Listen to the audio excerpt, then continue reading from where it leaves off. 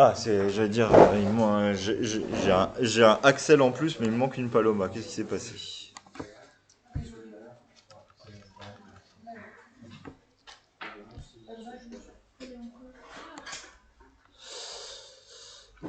Hop, allons-y. Non, bah non, on continue pas le truc de. Monsieur, Oui. la période de demain, ça va être les exos de programme d'école. Oui.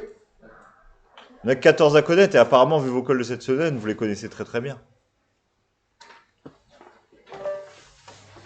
Ah, je vais prendre un bip.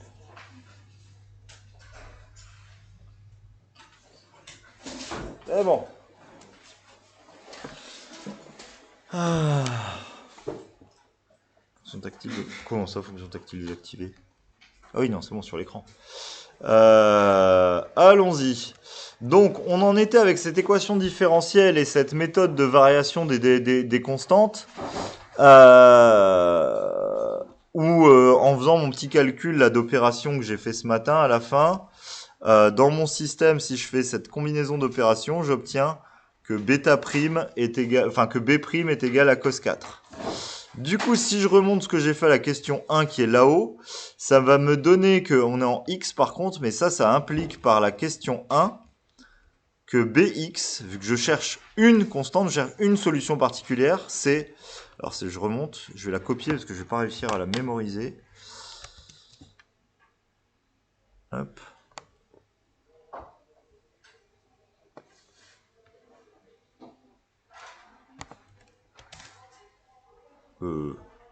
Aïe, aïe. CTRL Z, CTRL Z. On va descendre. Je vais le mettre en dessous. CTRL V. Hop. J'effacerai après. Mais donc ça vaut 3 huitièmes de x plus sinus 2x sur 4 plus sinus 4x sur 32. Voilà ce qu'on avait fait ce matin pour le b de x.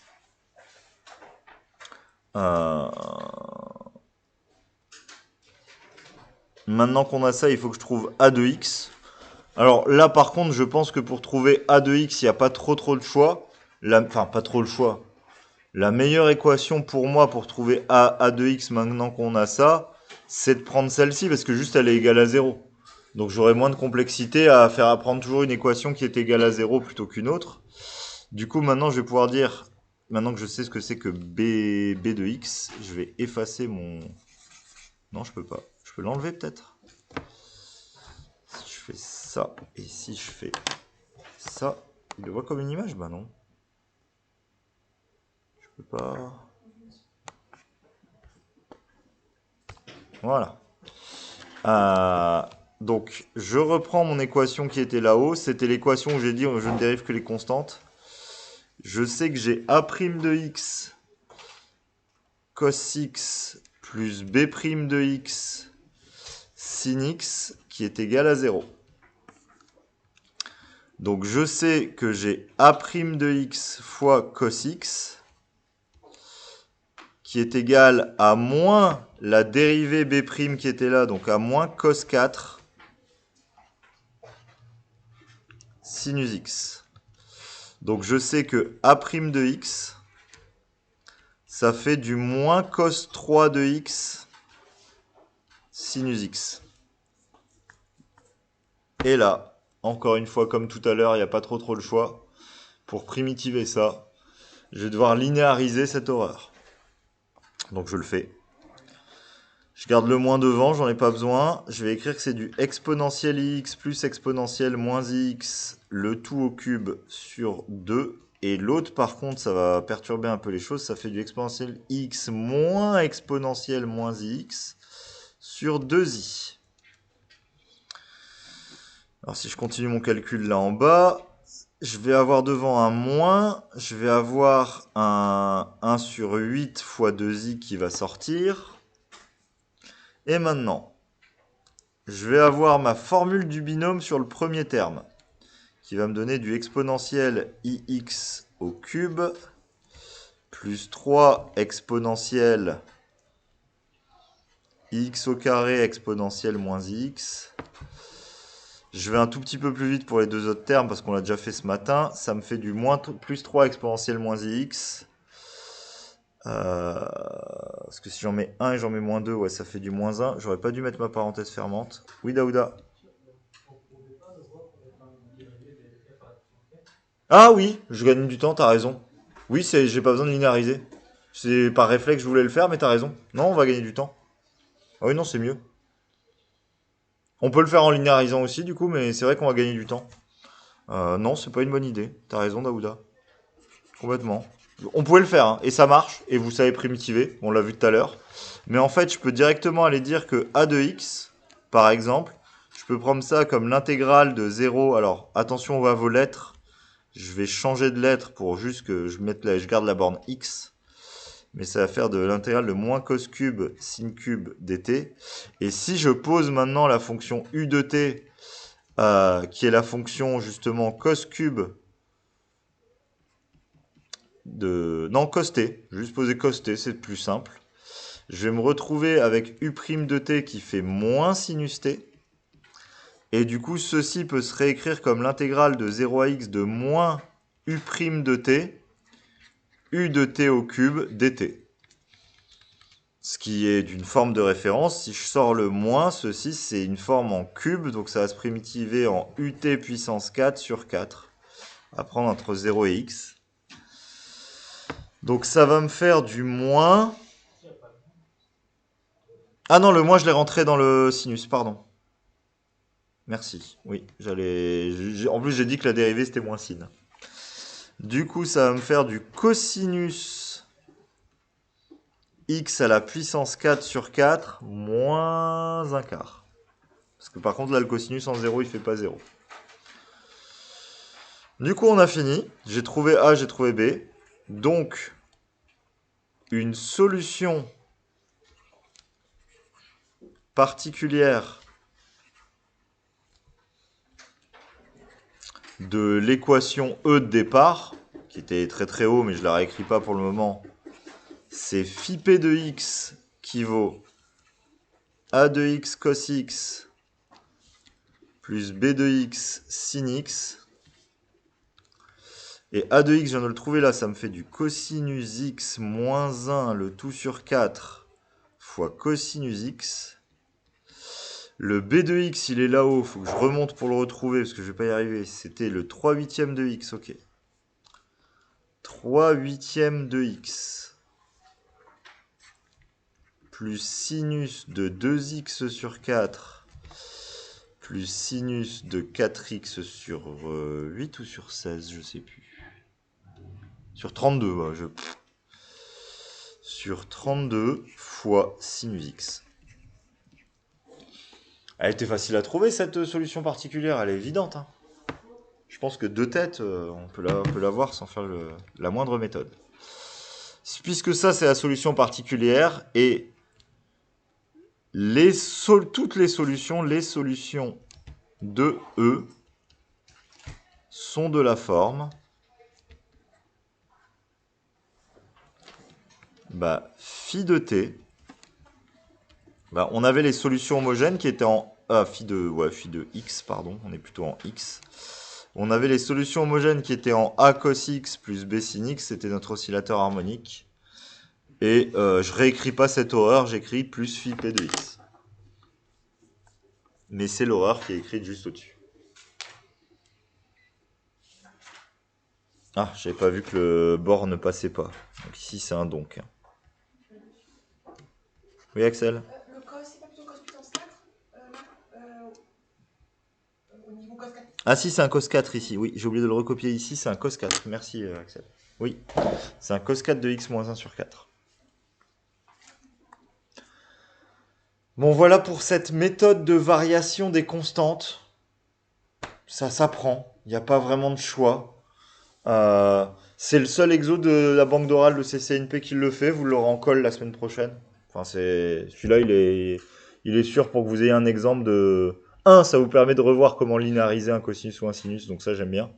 Et 2, il faut un exemple de variation des constantes.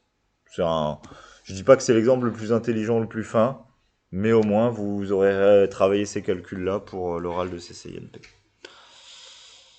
Ok. Ce Oui. ce chapitre, c'est pas pour la semaine prochaine, c'est celui d'après ou... Ah oui, non, c'est pour celui d'après. Enfin, oui, quand je dis la semaine prochaine, c'est pour la semaine encore après. Oui, bien sûr, parce que c'est la topologie avant. Euh, Oui, bien sûr. C'est juste, on fera TD là-dessus en fin de semaine prochaine et ce sera encore en colle la semaine d'après. Mais je veux dire, clairement, cet exo-là, il en fait partie. Enfin, c'est sûr et certain parce que c'est un bon exemple de variation des deux constantes. Ok. Bah, de toute façon, on a fini le chapitre, hein. Il n'y a rien d'autre dedans. Alors, faut qu'on fasse des exos.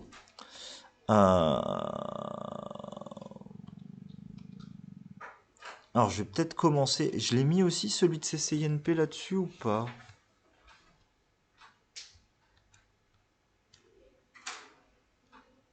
Je l'ai pas mis. J'ai mis sa variante. Il y a le même exo dans la banque d'oral de CC. Alors ça arrive de temps en temps. C'est pas souvent. Alors quand je dis de temps en temps, je connais 3 exos de la banque des 120 qui sont tombés à l'écrit de CCINP. Typiquement, et dedans, il y a celui-là. Donc c'est un très bon exo parce que c'est un exo qui utilise plus le cours et qui est un peu tordu par rapport au reste. On va le faire. En fait, c'est un exo plus de cours. Alors il y a quand même la méthode avec les... je pense qu'à un moment, il faut quand même trouver des solutions développables en série entière. Mais c'est plus parce que, au lieu de vous faire du Vronskien, qui est calculatoire, une fois que vous avez le développement en série entière, et faire des trucs très calculatoires, ils utilisent votre cours. Ils vous balancent les solutions et vous disent, bah, si ça c'est solution, qu'est-ce que vous pouvez dire? Et tout se fait par juste des petits raisonnements de cours. Donc on va le faire. Euh, Mais il y a une version, j'ai pas mis le numéro, mais il y a une version dans la banque d'oral de CCNP du même exo. Ok. Donc, on considère les équations différentielles suivantes. Donc, d'ordre 2, à coefficient non constant. On a une version non homogène où le second membre c'est juste 1. On a la version homogène. L'intervalle i, on va se placer sur 0 plus l'infini, donc il nous arrange bien. Nous, toutes nos fonctions vont être continues sur l'intervalle où on est, mais donc il nous le dit, enfin, on se place sur un bon intervalle. On note SIE, l'ensemble des solutions de l'équation E, et SIH, l'ensemble des solutions de l'équation H. Donner en justifiant la dimension de l'espace vectoriel SIH. Alors, je pense que le en justifiant, je me demande ce qu'ils attendent vraiment. Pour moi, j'attends surtout une chose, et la deuxième, je vais faire pour moi un peu de zèle.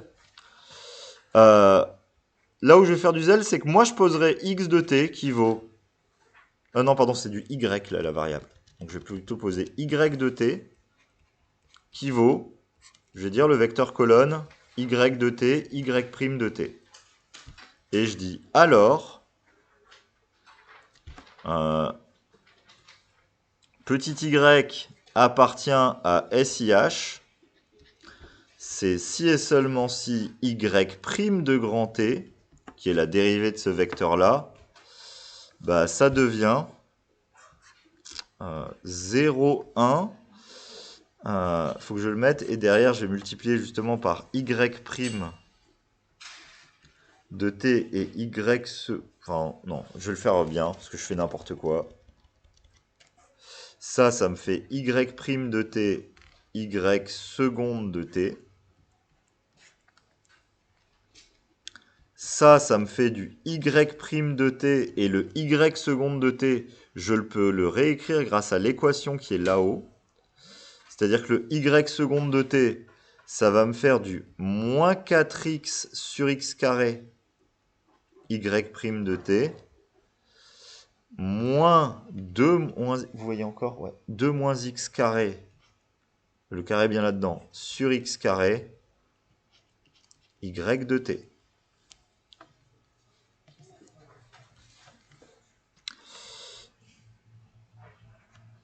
Donc, y' de t, je peux le réécrire comme la matrice 0, 1, moins 2 moins x, le tout... Non, le carré, il est là-dedans. sur x carré moins 4 sur x facteur de y de t. Ceci, je l'appelle que ceci s'appelle a de... Ah, je mets du y de t à chaque fois. Et j'ai mis du x. Excusez-moi, ça va pas. Soit je mets des x ici, soit je mets des t ici, pardon. Soit je mets des t partout, soit je dois mettre du x partout. Donc je vais choisir de mettre des t.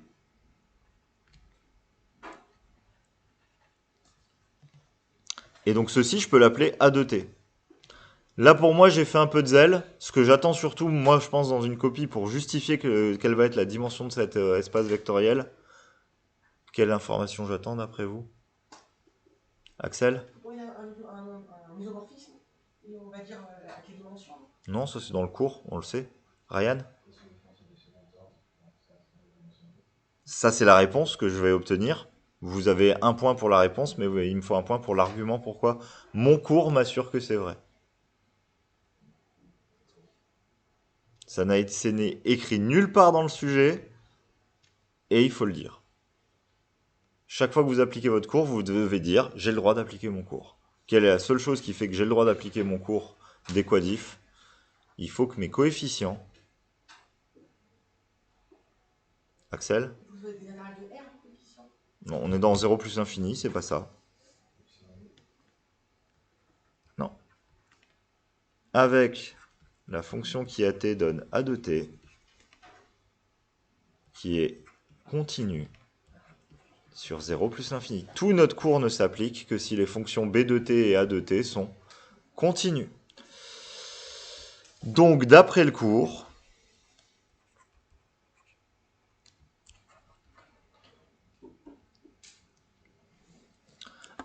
dimension de SIH,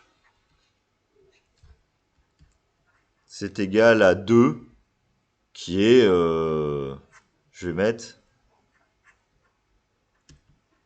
qui est le nombre de coordonnées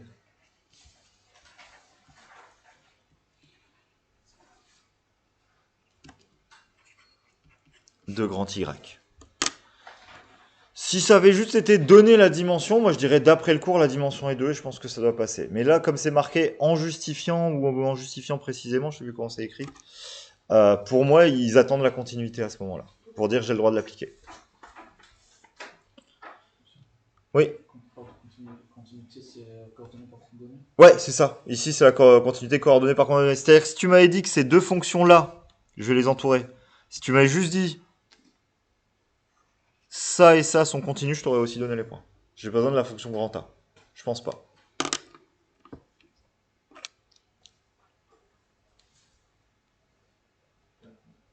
Alors je remonte pour la question 2.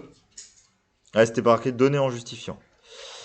Démontrer qu'il existe une unique solution de f, attention, de f de E, donc on va prendre l'équation non pas homogène, mais l'équation générale, développable en série entière sur R, et vérifier l'expression de cette fonction. On va y aller, on va le faire. Hein. Alors, j'ai besoin de mon équation, je vais juste la recopier. Sinon, si je la recopie pas en bas, je vais pas y arriver. Ça, c'est de la révision de méthode sur le chapitre de série entière. Hop, j'ai mon équation. Du coup, question 2. Supposons, je vais mettre f de x égale somme pour n égale 0 à plus l'infini des anxn, c'est ça, un développement en série entière. 2 rayons de convergence, je vais l'appeler grand R strictement positif. Supposons f1, solution de l'équation E. Alors, f est forcément c infini sur moins r, c'est du cours. Et je peux dire que x carré fois la somme pour n égale... Alors, je vais un peu plus vite parce que c'est de la révision. Je vais écrire ce que c'est que ma fonction f seconde ici. Donc je dérive 2 fois. Donc les 2 premiers termes de la dérivée sont nuls. Donc ma somme, je peux la commencer à n égale 2. Et quand je vais dériver 2 fois, ça va me faire du n-1 à n x puissance n-2. Plus 4x fois la somme pour n égale 1 à plus l'infini des n x puissance n-1 plus 2 moins x carré fois la somme pour n égale 0 à plus l'infini des ANXN doit être égal à 1.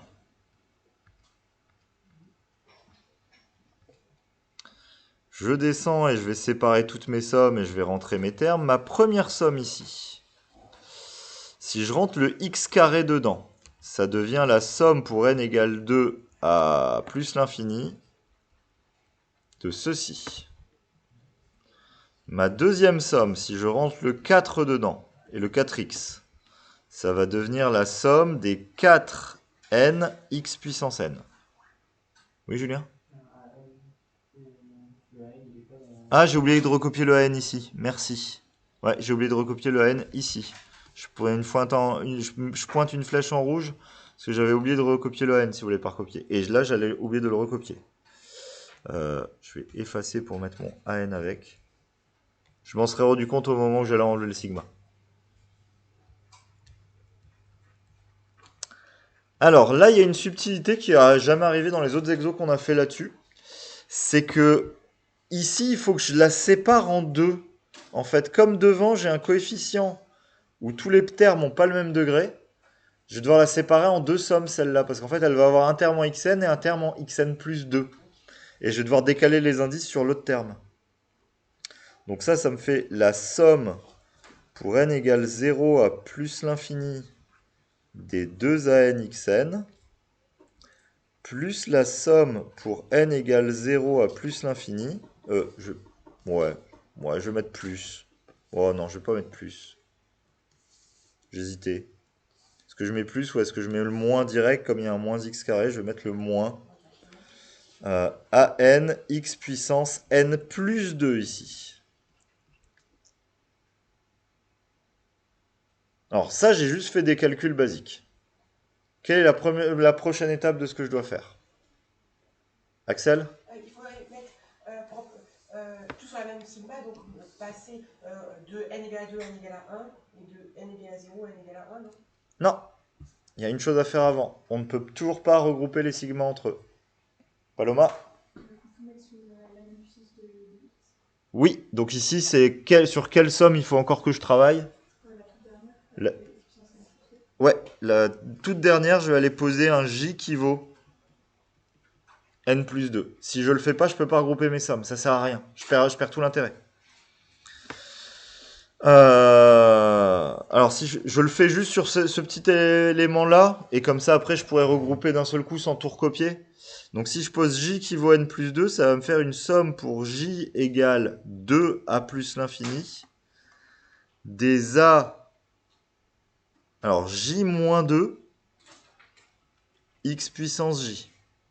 C'est ça que devient cette somme. Maintenant, je vais pouvoir la regrouper. Et pour la regrouper, là, c'est un peu ton idée, Axel, je vais la regrouper sur ce qui est l'ensemble des termes communs à mes sommes. Donc ce que je vais du coup voir, c'est que dans cette somme-là, j'ai là-dedans le terme pour n égale 1 qui vaut 4a1x, qui n'est pas dans ma somme commune, parce que toutes mes autres sommes commencent au minimum à 2. Dans cette somme-là, j'ai deux termes qui ne vont pas être dans ma somme. J'ai le terme pour n égale 0 qui vaut 2a0, et j'ai le terme pour n égale 1 qui vaut 2a1x. Tous les autres termes, je vais pouvoir les regrouper dans la même somme. Du coup, mon truc va s'écrire 2a0 plus, si je regroupe directement, 6a1x, plus la somme pour n égale 2 à plus l'infini, et là je regroupe tous mes termes sous la forme x puissance n, donc je vais mettre tout derrière. Je vais avoir du nn-1 à n, plus 4n à n, plus 2 à n, moins a Alors si je l'écris en n, c'est le j, je le réécris n derrière, ça devient du a n-2. Et tout ceci est égal à 1. Jusque-là, on a fait toute l'étape calculatoire. Enfin, pour moi, la première étape calculatoire. Comment j'enlève mon sigma maintenant? Quel est mon argument pour enlever mon sigma?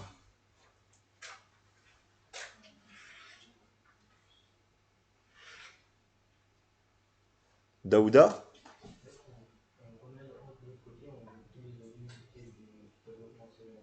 Ouais. Je suis pas obligé d'enlever le 1 de l'autre côté directement. D'habitude, on donne l'unicité du développement en série entière de la fonction nulle. Mais l'unicité du développement en série entière de la fonction 1, c'est son coefficient constant vaut 1 et tous les autres valent 0. On n'est pas obligé de repasser, on n'est pas obligé de... C'est bien pour comprendre ça, mais je pense que juste dire par unicité du développement en série entière, alors je vais mettre quand même ici de la fonction, je vais mettre g de x égale 1, ceci nous donne le système suivant. J'ai le terme constant 2 à 0 qui doit valoir 1. J'ai le terme d'ordre 1, le 6 à 1, qui doit valoir 0. Et j'ai pour tout n supérieur ou égal à 2, j'ai n-1 à n plus 4n à n plus 2 à n moins an-2 qui vaut 0.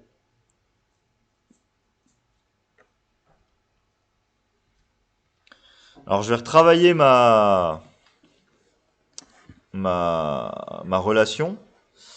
Ma relation qui est là, si je l'appelle étoile, juste pour la retravailler par en dessous là. Oui, Julien? Ici, on choisit un peu qui vaut 1. Qui vaut quoi? Qui vaut 1. Ah non, Ce serait pas 6 à 1 qui vaut 1 et 2 à 0 qui vaut 0. parce que ça, c'est la somme des bn x puissance n. Et que s'il n'y a pas de x dedans, c'est que là, devant, derrière, j'ai un x puissance 0. La fonction 1, c'est la fonction 1 fois x puissance 0, plus 0 fois x puissance 1, plus 0 fois x puissance 2, plus 0 fois x puissance 3, plus 0 fois... Donc c'est le premier terme qui est non nul et tous les autres derrière qui sont nuls. Je choisis pas. Du coup, ma relation étoile, je vais la réécrire autrement parce qu'en fait j'ai plein de termes en AN. En AN, j'ai du n-1 plus 4n plus 2. Et ça doit être égal à an-2. Alors je peux développer le nn-1, ça me fait du n carré. En fait, ça va me faire du n carré plus 3n plus 2. Tout ce qui est en AN. Tout ceci là. Tout ceci, ça fait n carré plus 3n plus 2. Et comme tout le monde le sait, n carré plus 3n plus 2, c'est n plus 2 facteur de n plus 1. Alors si vous ne le savez pas, vous calculez votre delta, vous trouvez vos racines et vous me factorisez ce polynôme. Sinon, c'est vos liens coefficients racines. En fait, je cherche un polynôme de degré 2 dont le produit des racines fait 2 et la somme fait 3. Bah, 2 et 1, c'est pas mal comme candidat en fait. Du coup, je peux écrire maintenant la relation comme ça. Alors souvent, la relation, on préfère ce qu'on appelle la résoudre en AN quand elle est écrite comme ça. C'est-à-dire que je vais plutôt écrire que AN, c'est 1 sur n plus 1, n plus 2, à n moins 2. Alors, ça, c'est la relation de récurrence de ma suite. Ça, c'est mes conditions initiales. Vous devez voir quelque chose de flagrant.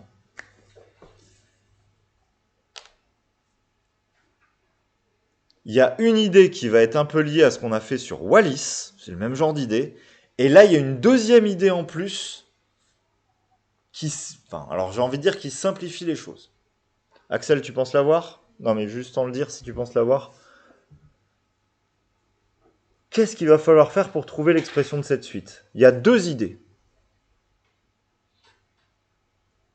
Tu penses l'avoir, Ege? Ryan aussi? Daouda aussi? C'est une question, Ryan ou...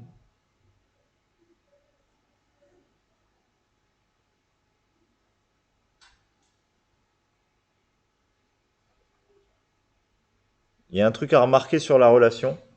Et du coup, en remarquant un truc sur la relation et sur la condition initiale, il y a une deuxième chose à dire. Ryan, qu'est-ce que tu as vu et qu'est-ce que tu peux dire?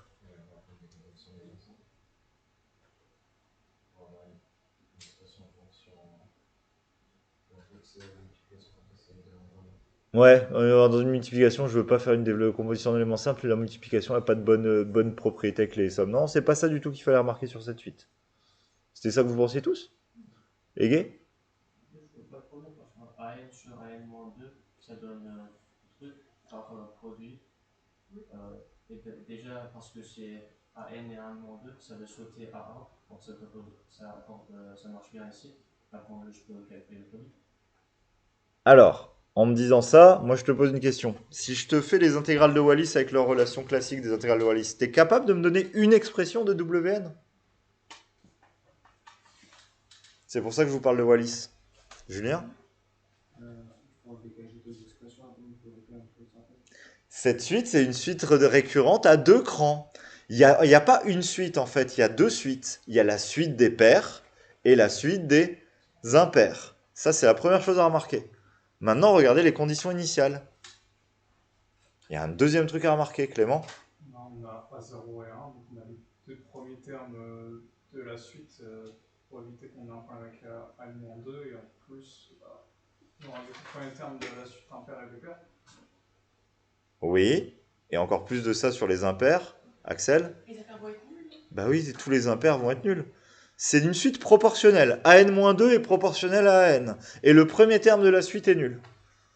Tous les impairs vont être nuls. Et après, les pairs, on va devoir les calculer et on va faire un calcul sur les pairs.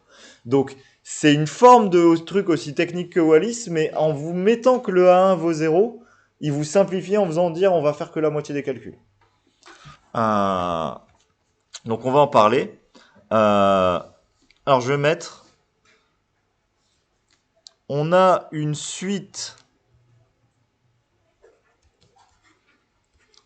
proportionnelle, je vais l'écrire comme ça, proportionnelle sur deux rangs, enfin sur deux rangs d'écart. Là, c'est pas des mots de maths, hein, c'est moi qui essaye de vous l'expliquer. Ce qui implique que on va calculer séparément A2n et A2n plus 1. Or, A1 est égal à 0 par proportionnalité.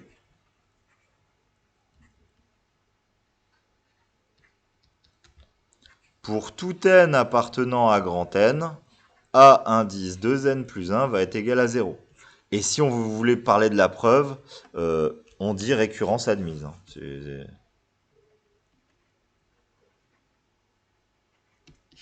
Mais ça se comprend bien par proportionnalité. Enfin, tous les termes sont proportionnels de cette suite.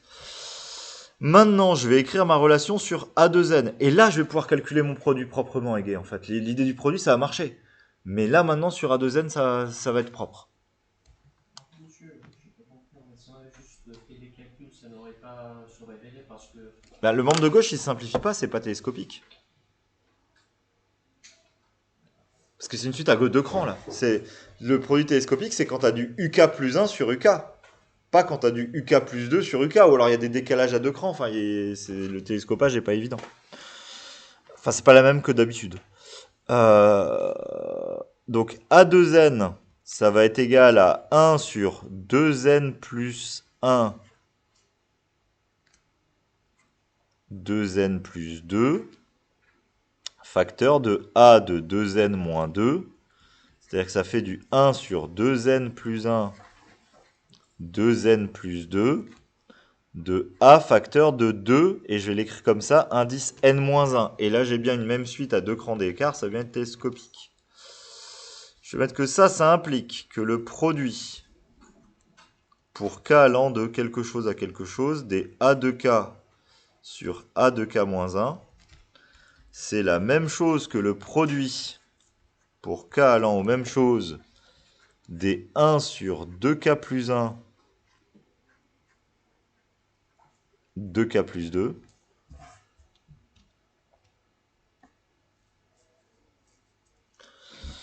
Alors, je vais quand même faire une phrase ici. Et là, par contre, vous vous embêtez pas ou vous dites par récurrence admise, encore une fois. A2n différent de 0 pour tout n, ou à 2k différent de 0 pour tout k, par proportionnalité, comme tout à l'heure, ou alors par récurrence admise. Mais j'ai le droit d'écrire ça. Maintenant, je vais faire le produit. Qu'est-ce que je veux calculer? Mon but, c'est de calculer A2n. Donc, le terme d'indice le plus haut, il est ici. Je vais donc mettre n comme borne ici. Et mon terme que je connais en dernier, c'est A0. Du coup, je veux commencer à k égale 1 pour que le dénominateur fasse 0 ici. Du coup, ici, je dois faire le produit pour k égale 1 à n de ça. Je continue en dessous. Ça va donc être égal, enfin ça c'est la même chose que de calculer A2n sur A0. Et là, si je le calcule comme un produit, je peux même, enfin, faut juste le comprendre. Mais en fait, j'ai 2k plus 1 fois 2k plus 2. J'ai la succession en bas d'un terme impair, puis du terme pair qui lui est successif. Si je l'écris en 3 petits points, ce produit, il s'écrit comme ça. Ça fait 1 sur 3 fois 4, fois 1 sur 5 fois 6, fois, et quand je vais aller en n, ça me fait du 1 sur 2n plus 1 fois 2n plus 2. Il vaut quoi ce produit? Loïc?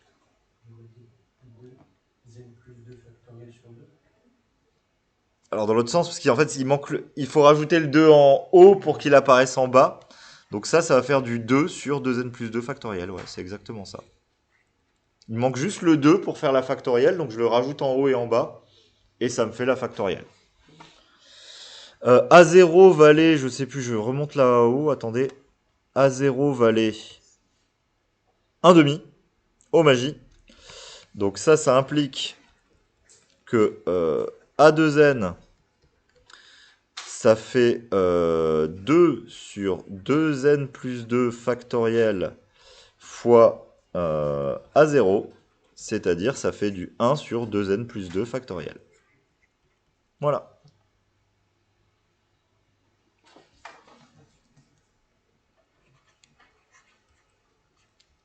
Et du coup, f de x, c'est la somme pour n égale 0 à plus l'infini des 1 sur 2n plus 2 factoriel fois x puissance 2n.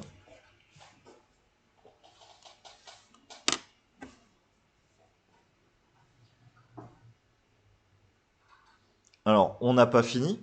Maintenant, il faudrait calculer la somme de cette série entière et trouver la fonction de référence qui est associée. Mais là, encore une fois, je trouve l'exercice très bien fait. Je remonte sur la question de l'exercice pour vous montrer pourquoi il est bien fait. Je remonte et je redescends derrière. Dans le sujet, il est écrit, il n'est pas écrit de montrer, de calculer cette somme. Il est écrit vérifier que f de x c'est chx moins 1 sur x carré. Du coup, je vais pas calculer cette somme. Je vais aller calculer ce que c'est que chx moins 1 sur x carré. Et je vais montrer, oh magie, c'est la même chose, c'est la même chose. Donc c'est la bonne somme.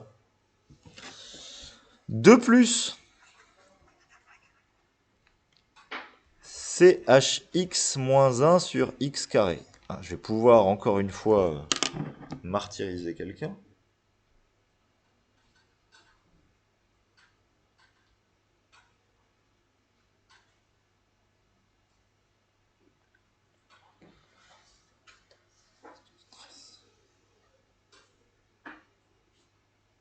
Neuf.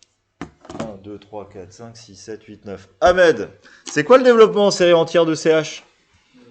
X carré, x puissance 2n sur 2n factoriel. Il manque une somme qui va de quoi à quoi? De 0 plus infini. Ouais. Donc ça fait cette somme-là moins 1, le tout divisé par x carré. Alors comment je peux simplifier cette somme en remarquant quelque chose? C'est quoi le premier terme de cette somme quand n égale 0?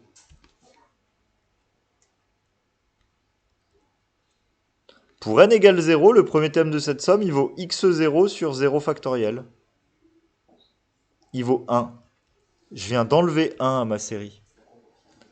Donc en fait, ceci, c'est égal à, je vais l'écrire comme ça, x puissance moins 2 en haut, somme pour n égale 1 à plus l'infini, des x puissance 2n sur 2n factoriel. Je rentre le x puissance moins 2 dans mon calcul, ça fait la somme pour n égale 1 à plus l'infini, des x puissance 2n moins 2 sur 2n factoriel. Alors, on n'a pas retrouvé ce qu'il y a au-dessus, parce que là au-dessus, c'est du 2n et c'est du 2n plus 2. Mais si je pose k est égal à n plus 1, attention à cause des facteurs 2, il ne faut pas décaler de 2 crans, il faut décaler que d'un seul cran à cause de la multiplication par 2.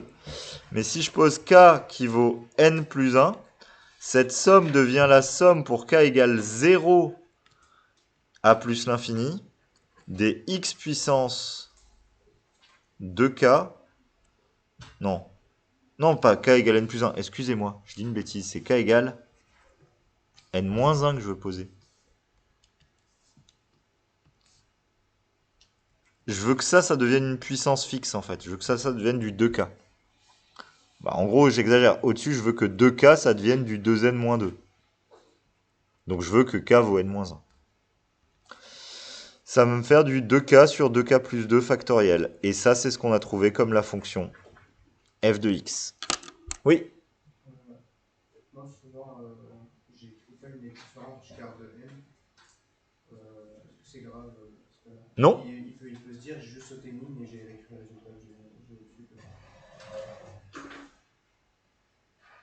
Mais alors, dans ce cas, tu me mets, je pose n égale n moins 1 entre guillemets. Parce que c'est pas des maths, c'est de l'info. Okay. Mais ça passe complètement. Pourquoi je vous le fais jamais? Parce que vous vous plantez quand vous faites ça.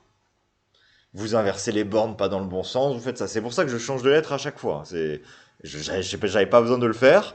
J'ai fait quelques sommes en étant prof. Je voyais mes élèves faire n'importe quoi et j'ai dit stop. Voilà. Mais du moment que tu te plantes pas, ça me va très très bien. Alors, est-ce qu'on a fini? Alors, je vais remonter sur la question pour vous montrer comment elle est rédigée pour être sûr que je dis pas de bêtises, mais je pense qu'on n'a pas fini. Démontrer qu'il existe une unique solution de f de e développable en série entière sur R. Vérifier que pour tout x appartenant à i, f de x est chx moins 1 sur x carré. Il nous manque une info que vous devez tout le temps faire quand vous faites cette méthode et que je n'ai toujours pas fait ici. Axel? Je peux sûrement prendre f et le tester dans l'équation e. Oui. Non, mais il faudrait, mais c'est de la perte de temps. Un travail par équivalence, ça marche. Non. C'est un vrai truc qu'on n'a pas dit et qu'il faut dire.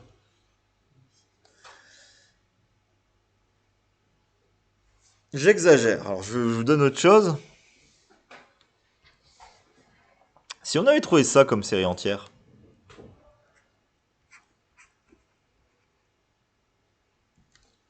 est-ce que ça valait le coup de continuer les calculs? Alors, la réponse est non, mais pourquoi? Julien?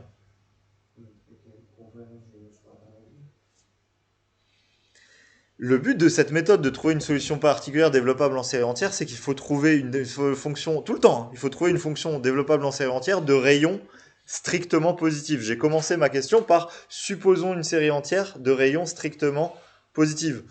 Vous pouvez trouver des séries entières de rayons nuls. Hein. C'est pas une solution en fait. Enfin, je sais pas comment dire. Enfin, ça n'importe rien. C'est la fonction nulle du coup. Enfin, vous avez pas fait mieux ou quoi que ce soit. Donc, il faut parler du rayon de convergence de cette série entière. Mais d'où l'idée d'utiliser là la forme qui nous donne avec le CHX-1. On connaît le rayon du développement en série entière de CHX. Or, CH est développable en série entière sur R. Donc, F est développable en série entière sur R.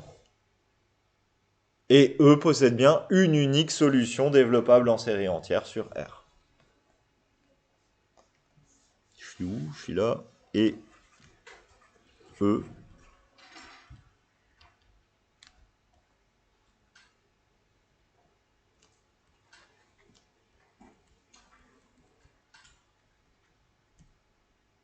Voilà. Ok. Bah, je vous assure que c'était la grosse question calculatoire de cet exercice. Maintenant, il n'y a quasiment plus que des petits... Il y a quand même un petit calcul à faire à un moment, mais il n'y a quasiment plus que des petits raisonnements de cours. J'ai une solution de E. Ce que nous, on appelle à chaque fois la solution particulière. On est d'accord? Alors allons-y sur ce que va faire le sujet.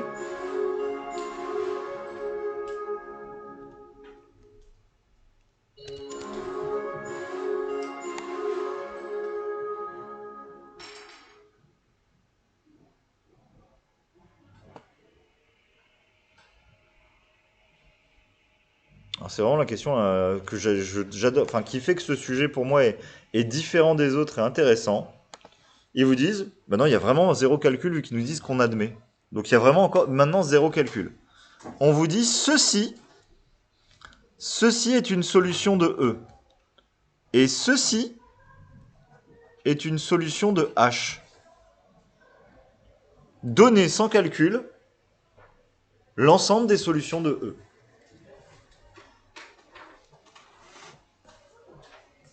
Axel?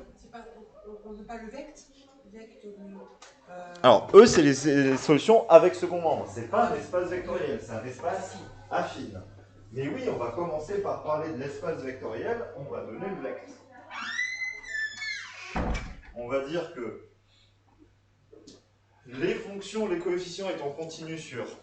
c'était sur R étoile.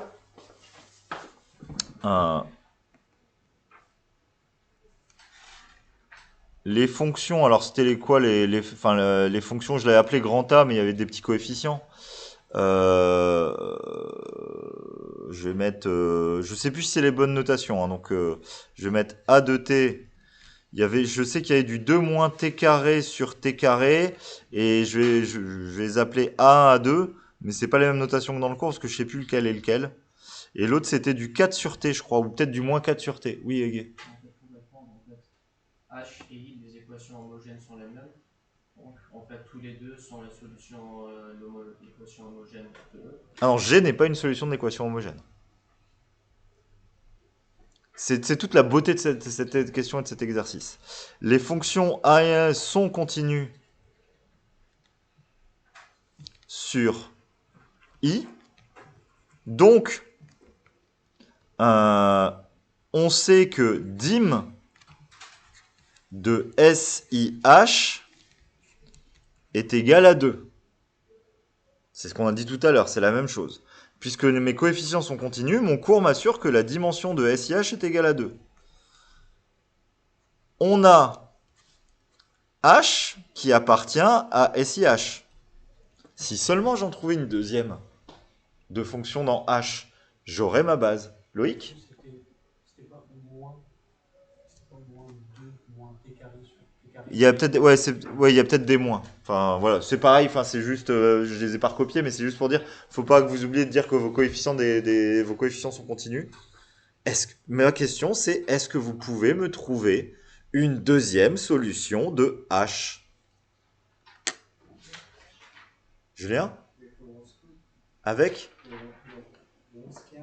Trop long, je veux pas de calcul. On a du cours théorique. Toutes les solutions de E, ce sont les solutions homogènes plus une solution particulière. Si on fait le raisonnement dans l'autre sens, ici, il me donne une solution de E. Ici, j'ai une solution de E. Et là, j'ai trouvé une autre solution de E. Est-ce que quelqu'un peut me dire comment je vais trouver une solution de H? Ege? C'est exactement ça. On a F solution de E et G solution de E. Donc, F moins G. Si vous faites les équations différentielles associées, vous aurez le second membre qui vaut 1 d'un côté et l'autre qui vaut 1. 1 moins 1, ça fait 0. F moins G est solution de H. Et F moins G, F moins G de X, Il faut faire le calcul, mais je vous assure que c'est la fonction chx sur x carré. On a f moins g non collinaire, non collinaire sans s, à h. Bon, je vous assure que la fonction sh et la fonction ch ne sont pas collinaires. Il y en a une qui est paire et l'autre qui est impaire. Elles ne sont pas proportionnelles. Si vous voulez un argument, je vais mettre sh. Quoique sh carré, elle est paire. Non, il n'y a pas de carré au numérateur. Sh. Je vais mettre. Je vais mettre f moins g paire et h impair, par exemple. Ça justifie qu'elles ne peuvent pas être proportionnelles. Donc, SIH, c'est vect de f moins g de h. Et donc, SIE, j'enlève ça. Donc, Y appartient aux solutions de l'équation E. C'est équivalent à dire Y de T. C'est f moins g de T. Il me faut des constantes. Alpha fois plus bêta fois h de t, plus une solution particulière. Alors une solution particulière, par exemple, de E, ils ont dit que G était solution de E. Donc ceci est une solution quelconque de mon équation. Donc j'aime beaucoup cet exercice. Et il y en a un pareil, je vous l'ai dit, dans les oraux de CCNP, parce qu'on joue sur le fait qu'on nous donne des solutions, mais pas des bonnes choses, pour dire, ah oui, mais je sais que c'est un espace vectoriel de dimension 2, j'ai déjà une fonction dedans, si j'en trouve une deuxième, j'ai gagné, j'en trouve une deuxième en faisant ça, enfin, c'est beaucoup plus intelligent pour moi de faire ça que vous de faire des gros calculs de Wronskien. Alors, le Wronskien a du sens si on veut faire résoudre des équadifs. Mais c'est très calculatoire, c'est très très long. Donc, quand on veut vous donner un truc plus court, je trouve ça intelligent comme version courte, en fait. Enfin,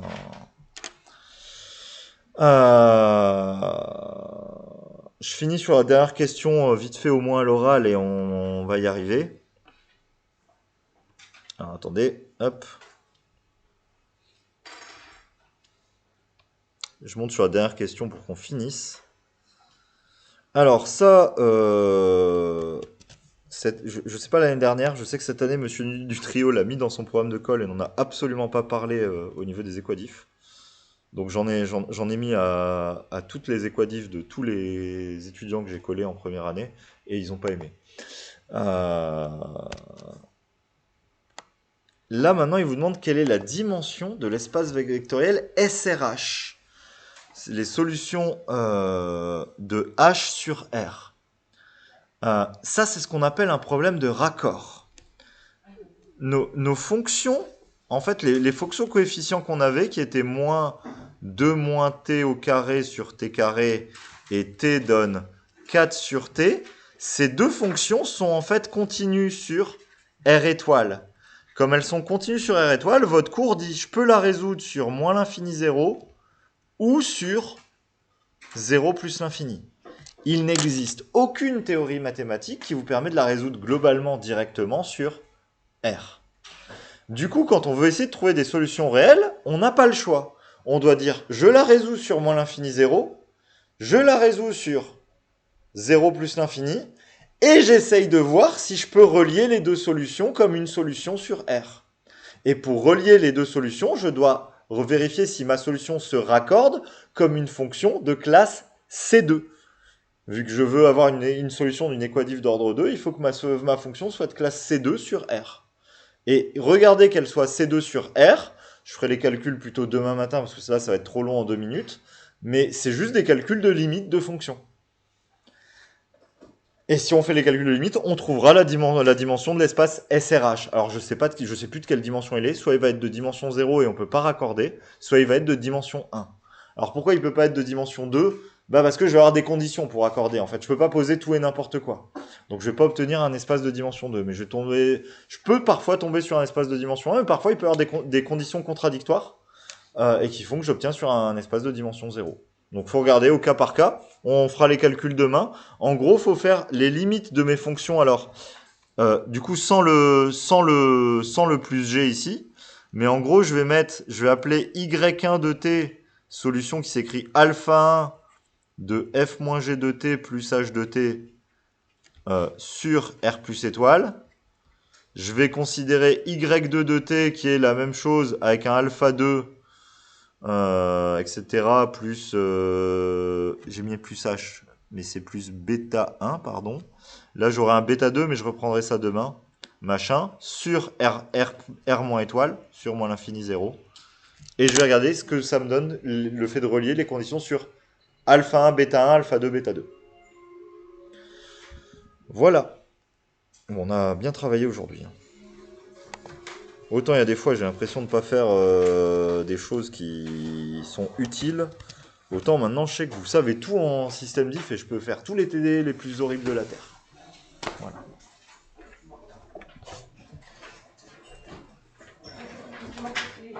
Après, on va faire les différentiels, on aura après Le calcul différentiel.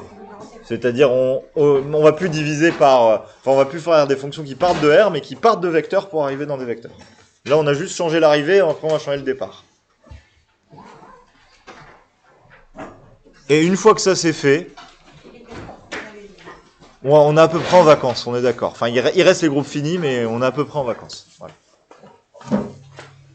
Mais c'est un gros morceau aussi, hein, le morceau d'après.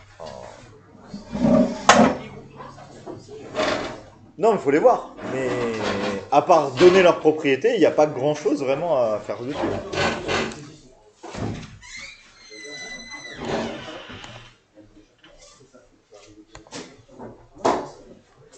en vacances. Ça va, ça va,